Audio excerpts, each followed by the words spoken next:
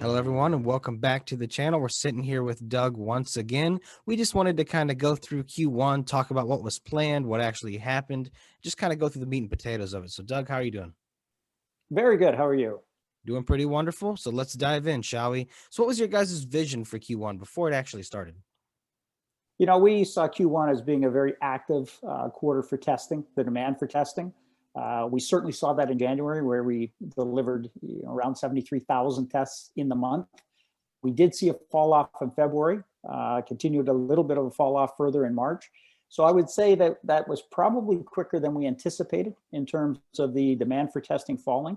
Part of that being, I think, two fronts. Number one is the vaccine rollout has been successful in the US, and people feeling less need to go get tested. But secondly, I think it also was a bit of complacency that was taking place. People were hearing about the vaccine, thinking things were, out of the woods. We did see a uptick just prior to Easter.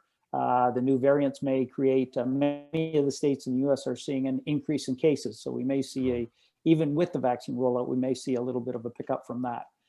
What it has meant, though, for us is just expediting some of the things we were going to plan to pivot to anyway. Some of the things in our telediagnostic area, adding a new test, the one from Aditex that we can use in our current structure. We're doing a lot of work with B2B, going out and actually testing in the field for different types of industries. We've done it within the film production business.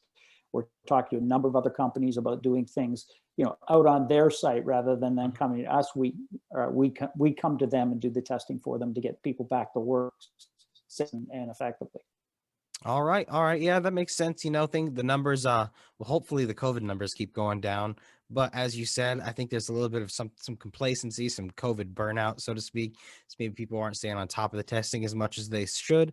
But it's good that you guys had a plan and you're pivoting very strongly here. Anything else you want to mention about Q1? Again, I just think Q1 was great for us in the sense that the revenue we generated was significant for a company of our size. As I said, we had to be on top of being able to pivot quickly. We expected probably that pivot to take place sometime latter part of Q2, and we were successful in beginning to plan for that, certainly when we saw some of the testing demand fall off a little bit in February. So that's been something we've been focused on, and we're pretty pleased with where we are. There's going to be some exciting new things coming out, and we'll be announcing those as time goes on. All right. You guys heard the man. Stay tuned for some exciting news. We'll get it to you as soon as we can. Doug, thank you for your time. Have a wonderful day.